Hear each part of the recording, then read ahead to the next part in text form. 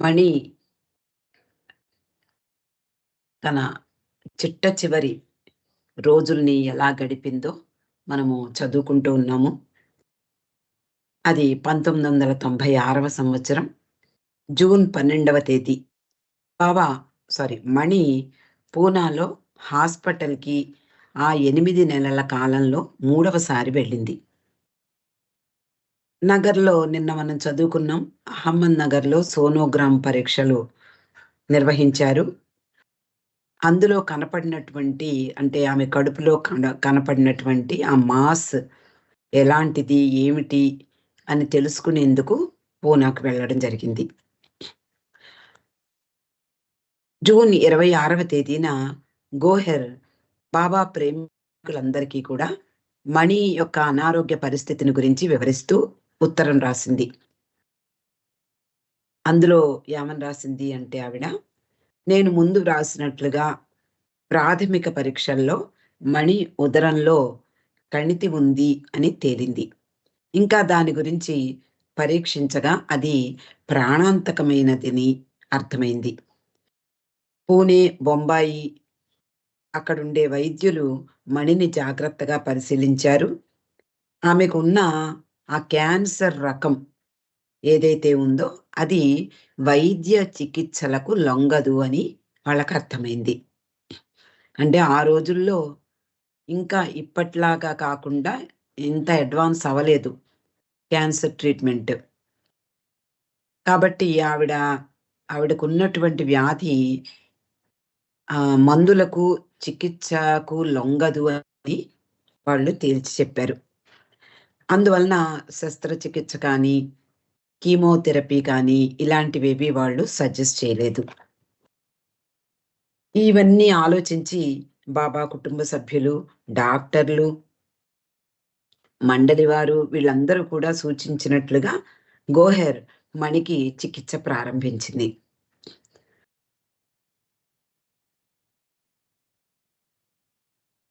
మణిని నిరంతరం ఆమె పట్ల అనంత కృపను, ప్రేమను, శ్రద్ధను చూపిస్తున్నటువంటి తన దైవీ వైద్యుడైనటువంటి ప్రభు ఇచ్ఛకు కట్టుబడి ఉంది అని రాసింది. పూనాలో హాస్పిటల్‌లో మణికి బాబా గురించిన మరో కల వచ్చింది. ఎంతో తేజోవంతంగా బాబా కనిపించారట. ఆమె ఆయన అందమైన రూపానికి తల నుండి పాదాల వరకు పెద్ద పూలమాలను అలంకరించినట్లుగా కల వచ్చింది. గోహెర్ మణిని చూడ్డానికి వచ్చింది హాస్పిటల్‌లో ఉన్నప్పుడు.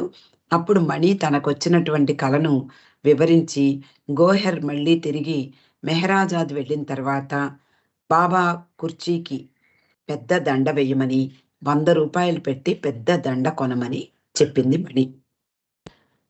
ఆ రోజుల్లో ₹100 అంటే మరింత పెద్ద దండ వచ్చేది. అలాగే గోహెర్ అక్కడికి వెళ్ళిన తర్వాత పురుష మండలి వారు, స్త్రీ మండలి వారు అక్కడ ఎవరైతే ఉన్నారో వాళ్ళందరితో కలిసి ఆ పెద్ద పూలమాలను బాబా కుర్చీకి అలంకరించింది. అల్లోపతి మందులు ఏవి పనికిరావు అని వాళ్ళు డాక్టర్లు ఏమీ సూచించలేదు. అందువలన మెహరాజాది ఇంట్లో ఉంటూ ఏ మందులు ఏవైనా వాడొచ్చు అని మణి మెహరాజాదికి తిరిగి వచ్చేసింది. మణి కూడా ఎప్పుడెప్పుడు ఇంటికి వెడదామా అని కూడా ఆవిడ ఎప్పుడూ ఆలోచిస్తూ ఉండేది.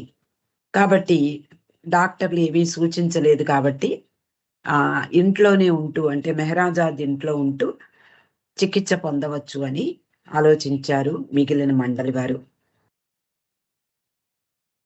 హాస్పిటల్ నుండి ఇంటికి తిరిగి వస్తుండగా హెదర్ నాడిల్ ముందు కూర్చుంది. అంటే ఈ పుస్తక రచయిత ముందు కూర్చుంది. వెనక వైపు అంటే కారులో వెనక మణి కూర్చుంది. నిజానికి హెదర్ ఈ పరిస్థితులన్నీ కూడా చూసి చాలా విచారంగా ఉంది.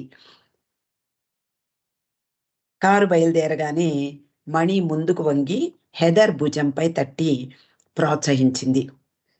ఆమె ఉన్న పరిస్థితుల్లో అలా చెయ్యడం అనేది ఆశ్చర్యంగా ఉంది అని హెదర్ చెప్తూ ఉండేది. ఇక్కడ మణి ఒక చిన్న కవితను చెప్తూ ఉండేది. నాలో ఉన్నదేది నాది కాదు, సర్వము నీకు చెందినదే. నీకు సర్వము సమర్పించిన తర్వాత దాని గురించి ఆందోళన నాకెందుకు అనేది ఒక చిన్న కవిత. అంటే ఎవరికి, ప్రతి ప్రేమికునికి ఇది వర్తిస్తుంది. మనలో ఉండేది ఏది కూడా మనది కాదు, సర్వము ప్రభువుకి చెందిందే. ఆయనకు సర్వము సమర్పించినట్లయితే ఇంక దేని గురించి విచారించాలి? మనకున్నదంతా ఆయనకు సమర్పించినప్పుడు మనదేదీ లేదన్నట్లే గదా! మరి దేనికోసం మనం విచారించాలి అనేటటువంటి ఆ చిన్న కవితను మణి హెదర్ నాడెల్‌కి చెప్పింది. మణి పూర్తిగా బాబాకు అంకితమై తను అనుభవిస్తున్నటువంటి బాధల గురించి బాబాను ఎన్నడూ ప్రశ్నించలేదు. ఇలా మెహ్రూ చెప్పింది. డాక్టర్ గోహెర్ ఇతర స్త్రీ మండలి సంరక్షణలో మణి మెహరాజాద్ ఇంట్లోనే ఉండిపోయింది. అలా 2 నెలలు గడిచిపోయాయి. 1996 ఆగస్టు 19వ తేదీన మణి తన గదిలోనే బాబాను చేరిపోయింది. బాబా ప్రేమికులకు ఎరిచ్ నుండి ఒక సందేశం అందింది. అందులో అవతార్ మెహర్ బాబా ప్రియమైన సోదరి మణి షెరియార్ ఇరానీ తన గాడ్ బ్రదర్ దేవుడన్నయ్య చాచిన చేతుల్లోకి విజయోత్సాహంతో ఎగిరిపోయింది అనేది ఎరిచి అందరికీ పంపించాడు. 1996 ఆగస్టు 19వ తేదీ ఉదయం 7:01 తనను తాను అర్పించుకుని హృదయపూర్వకంగా ఆరాధించి సేవించినటువంటి మెహర్ బాబాను తిరిగి కలుసుకునేందుకు ఆవిడ ఈ ప్రపంచం నుండి నిష్క్రమించింది. ఆమెకు అత్యంత ప్రియమైన సోదరుడు, భగవంతుడు, ప్రభువు తన అందమైన ప్రియమైన నైటింగేల్ సోదరిని శాశ్వతంగా తనలో చేర్చుకున్నారు. మణి అంతకుముందు తన కుటుంబ సభ్యులకు వ్రాసినటువంటి ఉత్తరంలో ఎప్పుడూ వ్రాస్తూ ఉండేది, పక్షి మధురంగా గానం చేస్తోంది, కానీ అది ఉన్నటువంటి పంజరానికి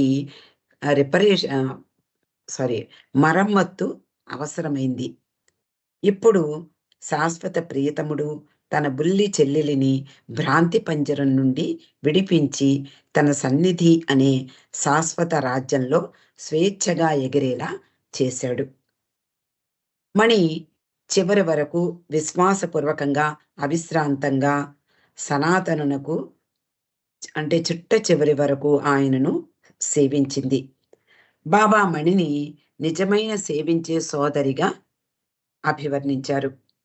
బాబా ఆమెకు అప్పగించినటువంటి విధి ఏదైనా అది మెహ్రాకు సన్నిహిత సహచరిగా కానివ్వండి, పశ్చిమ దేశాలకు లేఖరిగా కానివ్వండి, అవతార్ మెహర్ బాబా ట్రస్ట్ చైర్మన్ గాను తన ప్రియమైన ప్రభువును సంతోషపరిచేందుకు నిరంతరం శ్రమించింది. ఆమె ఆదర్శవంతమైన జీవితం బాబా ప్రేమికులందరికీ మార్గదర్శక నక్షత్రంగా నిలిచిపోతుంది. ఆమెతో వ్యక్తిగత సంబంధం ద్వారా ఆమెతో అంటే బాబా ప్రేమతో హృదయాలను తాకిన బాబా ప్రేమికులకు తరతరాల వారికి ఆ పెన్నిధిని వదిలి వెళ్ళింది. ఆయన సహవాసంలో జీవించిన వారి కథలు, పాటలు అనేకం అమూల్యమైనటువంటి వారసత్వాన్ని రాబోయే తరాలకు మణి వదిలి వెళ్ళిపోయింది. బాబా తిరిగి 700 సంవత్సరాలకు వచ్చే వరకు ఆయన ప్రేమికులకు వెలుగులు అంటే జ్ఞాన జ్యోతిని నింపుతూనే ఆ మణి విడిచిపెట్టిన వెలుగులు ఉంటాయి. మా ప్రియమైన మణిని మేం కోల్పోయాము అంటారు మండలివారు. ఉల్లాసానికి ఆవిడ చిరునామా, ప్రేమకు సహవాసం, మెరిసే ఉత్సాహం, ఆప్యాయత, చమత్కారం, హాస్య సంభాషణలు ఇవన్నీ మా జ్ఞాపకాలలో ఎప్పటికీ నిలిచి ఉంటాయి. ఆమె జీవితకాల సహచరులమైన మేము ప్రపంచవ్యాప్తమైన బాబా కుటుంబంతో కలిసి ఆమె అద్వితీయమైన ప్రేమ, సంపూర్ణ అంకిత భావము అలాంటి జీవితాన్ని గడిపి ప్రియతమ మెహర్ బాబా విశ్వప్రభు అయినటువంటి ఆయనకు సోదరి ఆయన సోదరికి మేమందరం కూడా నివాళులు అర్పిస్తున్నాము అంటూ ఎరిచి, గోహెర్, మెహరాజాద్ స్త్రీ పురుష మండలి వారు అందరూ కూడా ఈ లేఖలో పేర్కొన్నారు. ఆ రోజు సాయంత్రం 6 గంటలకు మణి శరీరాన్ని మెహరాబాద్లో దహనం చేస్తారు. తర్వాత బాబా కోరిన విధంగా ఆమె అస్థికలను ప్రియమైన బాబా సమాధికి ఎడమ వైపున ఖననం చేస్తారు అని అందరికీ తెలుపబడింది. ఆమె సంస్మరణ సభ జరిగిందట. ఆమెకు సన్నిహితంగా మెలిగిన మెహ్రూ హృదయపూర్వకంగా అక్కడి వారందరితోనూ మాట్లాడింది. ఆవిడ అంటుంది, బాబాకు ప్రియమైన వారందరూ అంటే బాబాకు ప్రియాతి ప్రియమైన వారందరూ కూడా ఇక్కడ చేరుకున్నారు. అందరికీ హృదయపూర్వకంగా జై బాబా. మన ప్రియతముడు, ఉన్నతోన్నతుడు, సర్వశక్తిమంతుడు, సర్వాంతర్యామి, మనల్ని అందరినీ ఇక్కడకు చేర్చిన ఆయన మన స్నేహితుడు, మనకు మార్గం చూపేవాడు. ఆయనను చేరే గమ్యానికి మార్గం ఆయనే. ఆయన సోదరి మణి అలాగే ఆయన ప్రియతమ మెహరాకు వాళ్ళ ఇద్దరి ప్రయాణం నేటితో ముగిసింది. వారి ప్రియతమ ప్రభువు ఆనంద సాగరంలోకి వాళ్ళిద్దరూ చేరిపోయారు. మన అందరి హృదయాలలో వారి ఎడబాటు దుఃఖం ఆయన ఏదైతే ఉంటుందో అంటే వారందరినీ వాళ్ళిద్దరినీ వదిలి మా మా అందరిలో ఉన్నటువంటి ఆ దుఃఖము ఆయన ప్రేమే మాలో దుఃఖాన్ని భరించేలా చేస్తుంది. వారిద్దరిని మెహ్రూ అంటోంది, నా జీవితం మొదటి నుండి నాకు వాళ్ళిద్దరూ తెలుసు. బాబాతో జీవితం గడపడం నా అదృష్టం. మెహ్రాకు, మణికి సన్నిహితంగా మెలిగే అనుమతి పొందాను. మణితో ఉంటూ ఆమెకు అవసరమైనప్పుడు ఆమెకు సహాయపడడం నాకిచ్చిన అవకాశం మరియు నాకు దక్కిన గౌరవం అది. ఆమెతో గడపడం, మాట్లాడడం, పాడిన పాటలు వినడం ఇవన్నీ నాకు అందమైన జ్ఞాపకాలు. ప్రపంచవ్యాప్తంగా వారికి అందిన శుభాకాంక్షలు, ప్రార్థనలు ఇవన్నీ వారితో పాటు మేము కూడా అనుభూతి పొందాం. బాబా విధానాలు అర్థం చేసుకునేందుకు అందవు. కరుణామయుడు, శాశ్వత దయను కురిపించేవాడు మనకు ఎప్పుడూ అండగా ఉంటాడు. మణి కోలుకోవాలని మేము ఎంతగానో వేడుకున్నాము, ప్రార్థించాము. కానీ ఆయన మాటే చివరకు నెగ్గుతుంది. ఎప్పటిలాగే మణి కూడా ఆయన ఇచ్చకే కట్టుబడి ఉంది. మణి చాలా ధైర్యంగా, ఉల్లాసంగా ఉండేది. అయినా హాస్పిటల్లో ఒక సమయంలో చాలా నిరుత్సాహంగా ఉంది. ఆ సమయంలో ఆమె ఇదే ఆయన కోరుకుంటే, ఇదే మన ప్రభువు మెహర్ బాబా కోరుకుంటే నాకు ఒకవైపు బాబా, మరొక వైపు మెహరా ఉండాలి అని ఎంతో ధైర్యంగా చెప్పింది.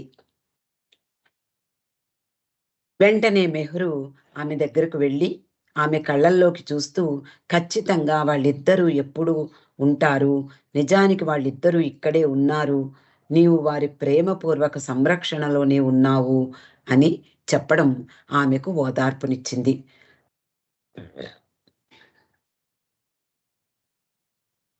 మణి కూడా హాస్పిటల్లో ఉన్న తర్వాత మెహరాజాద్ వచ్చి అక్కడే ఉంటూ తనకున్నటువంటి అంటే మెహరాతోటి, బాబాతోటి ఉన్న జ్ఞాపకాలను నెమరు వేసుకుంటూ అక్కడే గడపాలని చాలా కోరుకుంది.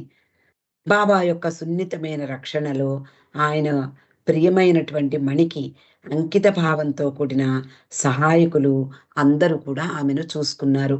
చాలా జాగ్రత్తగా ఆమెను పరిరక్షించారు. గోహెర్ పర్యవేక్షణలో రాత్రింబవళ్ళు షెల్లీ అనే స్త్రీ ఉంది. బాబా సోదరికి సేవ చేసే అదృష్టం తన బాధ్యతగా నిర్వహించింది. ఆయన సాన్నిధ్యంలో అలాంటి ప్రేమ వాతావరణం ఉంటుంది. అది ఆయనిచ్చిన బహుమతి. ఆమె దుర్బల స్థితిలో కూడా మేము ఆవిడతో సహవాసం చేశాం. రాత్రిళ్ళు మేమంతా ఆమె గదిలో చుట్టూ చేరి సంకీర్తనలు చేసేవాళ్ళం. ఆమెకు ఆ విషయం మరి తెలిసిందో తెలియదో తెలియదు కానీ, అందరం కలిసి బాబా పాటలు పాడేవాళ్ళం. బాబాతో మా జీవితం గురించి ముచ్చటించుకునేవాళ్ళం. మణి నడవగలిగినంత కాలం ఆమె బాబా దర్శనం కొరకు ఆయన గదికి వచ్చేది. ఒకరోజు బాబా పాదాలకు నమస్కరించి మెహరాని తలుచుకుంది. ఆమెకు అంతరాయం కలగకుండా మర్నాటి వరకు ఆ విషయం మేమెవ్వరము అడగలేదు. ఆమె అంటుంది, "నేను మెహరాను నిరంతరం చూస్తున్నాను. ఎప్పుడూ ఇక్కడే ఉంది. బాబా కూడా ఇక్కడే ఉన్నారు" అంది మణి. ఒకసారి ఆమె వీళ్ళందరికీ బాబాను చూపిస్తూ ఆయన ప్రకాశవంతమైన అందాన్ని వర్ణించడానికి ప్రయత్నించింది. ఆవిడతో పాటు మిగిలిన స్త్రీ మండలి వారందరూ కూడా మెహ్రా, అలాగే బాబా హాజర్‌ని వాళ్ళందరూ స్పష్టంగా అనుభూతి పొందారు. వీళ్ళందరూ స్త్రీలందరూ ఆమెతో లేనప్పుడు కూడా ఎల్లవేళలా మణి మాతో ఉన్న అనుభూతి కలిగేది. అంటే ఎవరినైనా మనం అమితంగా ప్రేమించినప్పుడు వాళ్ళ యొక్క హాజరు లేకపోయినా కూడా వాళ్ళు అక్కడే ఉన్నట్లుగా మనం భావిస్తూ ఉంటాం. అలాగే మండలి వారికి కూడా జరిగింది. ప్రతి రాత్రి మెహరు మణిని గుర్తు చేసుకుంటూ నిద్రపోయేది. తరచూ చాలా సార్లు మెలకువ వచ్చి మణి ఎలా ఉందో అని అనుకునేది. ఒకరోజు తెల్లవారుజామున 3 గంటలకు ఆమెకు మెలుకువ వచ్చింది. ఒక కొన్ని మాటలు వినిపించాయి. ఆ మాటలు మణి మాటలే అని ఆమె గుర్తించింది. ఆ మాటల్లో మణి ఏమంటుందంటే, "నేను ఎప్పుడు నేను ఎప్పుడు ఎలా వెడతానో నాకు తెలీదు. నేను ఎక్కడికి వెడతానో మాత్రం నాకు తెలుసు. వర్ణించనలవి కాని అందమైన ప్రదేశం అది. అంతటా దైవీ ప్రేమ వ్యాపించి ఉన్న చోటది." మరొక్కసారి చదువుకుందాం. "నేను ఎప్పుడు ఎలా వెడతానో నాకు తెలియదు. నేనెక్కడికి వెడతానో మాత్రం నాకు తెలుసు. వర్ణించనలవి కాని అందమైన ప్రదేశం అది. అంతటా దైవీ ప్రేమ వ్యాపించి ఉన్న చోటు." అది మణి నుండి వచ్చిందని గ్రహించింది మెహ్రు. నిద్రపోతే ఆ సందేశం మర్చిపోతాను అనుకుని పక్కనే ఉన్నటువంటి ఒక పేపర్ మీద ఆ చీకట్లోనే వ్రాసి పెట్టుకుంది. స్త్రీ మండలి వారందరూ కూడా హృదయపూర్వకంగా మణి కొరకు ఎన్నో ప్రార్థనలు చేశారు. అయినా కూడా మణి బాబాను చేరిపోయింది. అది కూడా ఎంతో సున్నితంగా బాబా తనలో చేర్చుకున్నారు. బాధల నుండి, బంధాల నుండి విడివడిన ఆమె ప్రశాంతమైన రూపం అందరినీ ఓదార్చింది. ఇప్పుడామె ప్రియతముని సంరక్షణలో ఉంది. స్త్రీలు అనుకుంటున్నారు, ఇంక మనం ఆవిడ్ని సంరక్షించవలసిన అవసరం లేదు. ప్రియతముని సంరక్షణలో ఉంది ఇప్పుడు. ముఖ్యంగా మెహరాకు దూరమై ఆనాటి నుండి ఆమె హృదయం ఇన్ని సంవత్సరాలుగా మెహరాను, బాబాను చేరడానికే తప్పించింది. ఆమె బాధను చూసి మా దుఃఖం ఇప్పుడామె ఆమె మా నుండి దూరమైందనే మా బాధ మాటలకు అందనిది. బాబా తోటలో విరబూసినటువంటి 2 గులాబీలవి. మాకు అంటే మా కళ్ళకు కనిపించని సుదూర తీరాలలో వారి ప్రియతముని పరిష్వంగంలోకి ఆ 2 గులాబీలు చేరిపోయాయి. మణి అంతిమ యాత్రలో ఆమెతో పాటు వచ్చినటువంటి స్త్రీలందరూ కూడా ఆమె అందమైన ముఖం, ఆమె నాజూకు రూపం చూస్తూ ఆమెతో గడిపినటువంటి చివరి రోజుల్ని తలుచుకున్నారు. ఆమె తన ప్రియతమ ప్రభువుకు చేసిన సేవను గుర్తు చేసుకున్నారు. ఆమె చేసిన సేవ తన భుజాలకు పైకెత్తుకున్నటువంటి బాధ్యత. ప్రతి వారికి ఆమె ఉల్లాసంగా అందించింది ప్రేమను. పరిపూర్ణ జీవితాన్ని గడిపిన ఆమె భగవంతుని సోదరి కొరకు వచ్చిన వారందరికీ ఇచ్చే నివాళిలో ఇది ప్రతిబింబిస్తుంది. దహన సంస్కార సమయంలో మెహ్రు నిజంగా మణి గురించి ఎంతో విచారిస్తూ ఉంది. ఆమె రూపాన్ని విచారంగా చూస్తూ ఉంది. అకస్మాత్తుగా పైకెగసిన చితిమంటలు ఆనందోత్సాహాలతో నృత్యం చేస్తున్నట్లుగా గమనించింది. అక్కడే టెడ్ అనే అమెరికన్ ఉన్నారు. ఆయనను 'the lord of the dance' అనే పాట పాడమని చెప్పింది మెహరు. ఆ జ్వాలలను గమనించినప్పుడు అనేక రూపాలు మణికి నమస్కరించడము, మధ్యలో ఒకసారి బాబా ముఖం కనిపించడము, తర్వాత జొరాస్ట్రర్ ముఖం కనిపించడము, ఇవన్నీ కూడా మండలి వారికి, అలాగే గోహెర్‌కి, మెహ్రూకి చాలా ఓదార్పునిచ్చాయి. సహజంగానే మాకు సోదరి అయినటువంటి మణి దూరమైనందుకు కన్నీళ్లు స్వేచ్ఛగా ప్రవహించాయి. గోహెర్ దుఃఖంతో పడుకుని ఉంది. ఓదార్చే ప్రయత్నం చేసింది మెహ్రు. మణి కలలో చెప్పిన హెదర్‌కి చెప్పిన మాటల్ని కోట్ చేసింది మెహ్రు. బాబా ఆవిడ అనేదట మణి, బాబా నన్ను ఎంతగా ప్రేమిస్తున్నారో నీకు తెలీదు. అలాగే నేను కూడా బాబాని ఎంతగా ప్రేమిస్తున్నానో నీకు తెలియదు. నేనెప్పుడు నేను ఇప్పుడు ఎంత సంతోషంగా ఉన్నానో కూడా నీకు తెలియదు అని. బాబా గదిలోకి వెళ్ళినప్పుడు బాబా చెప్పడం కూడా విందటావిడ. ఏమిటి? గుజరాతీలో చెప్పడం. మణి నా దగ్గరకు వచ్చినందుకు ఆమె ఏడుస్తోంది. ఆమె పిచ్చిది అన్నట్లుగా వినిపించాయట మాటలు. ఆ రాత్రి మా హృదయాలు తేలికపడ్డాయి అంటున్నారు స్త్రీ మండలి వారు. మణి బాధల నుండి విముక్తి పొందింది. అనిర్వచనీయమైనటువంటి ఆనందంలో తేలియాడుతోంది. ఎవరికైనా కావాల్సింది అదే కదా! ఎన్నో బాధలు అనుభవిస్తూ ఉంటారు మానవులుగా పుట్టినప్పుడు. కానీ మండలి వారికి కూడా ఇదేది ఎగ్జంప్షన్ కాదు అని బాబా మండలి వారిని అందరికీ కూడా చివరిలో ఆహ్, కొన్ని కొన్ని శారీరక బాధలను బాబా విధించారు. ఆ బాబా ఇచ్చ ప్రకారము వాళ్ళందరూ కూడా వాళ్ళకి వాళ్ళకి వాళ్ళు అనుభవిస్తున్నటువంటి బాధలను ఆనందంగానే స్వీకరించారు. అలా నెమ్మదిగా వాళ్ళకి అలాంటి ఎటువంటి ఎక్కువగా శ్రమ పడకుండా, ఎక్కువగా బాధలను అనుభవించకుండా నెమ్మదిగానే బాబా తనలో చేర్చుకున్నారు మండలి వారందరినీ కూడా. బాబా అత్యధికంగా ప్రేమించిన వారిద్దరూ బాబాతో కలిసి మనకు మార్గనిర్దేశం చేస్తూ, ఆయనను సంతోషపెడుతూ, ఎలా విధేయత చూపాలో అందరికీ సహాయం చేయుగాక అంటోంది మెహ్రు. అంటే వాళ్ళిద్దరూ బాబాని అత్యధికంగా ప్రేమించిన వాళ్ళు. బాబాతో కలిసి మనకు మార్గనిర్దేశం చెయ్యాలి. ఆయనను సంతోషపెడుతూ ఎలా జీవించాలో, ఎలా ఆయనకు విధేయత చూపాలో మనకందరికీ వాళ్ళు పరోక్షంగా సహాయం చెయ్యాలి అని ఆశిస్తోంది. బాబా సమాధిని దర్శించినప్పుడు మణి తరచుగా ఫ్రెడ్‌ని 'have thine own way lord' అని ఆ పాట పాడమని కోరేదట. 'Have it your own way' అని చెప్పేది. నీ మార్గంలో నువ్వు పాడు అంటూ ఫ్రెడ్‌ని కోరేది. బాబాతో జీవితం ఆమె అలాగే గడిపింది. అదే ఆయన మార్గం అయి ఉండాలి అంటోంది మెహ్రు. బాబా ప్రపంచంలో మణిని ప్రేమించేవారు చాలా ముందే ఉన్నారు.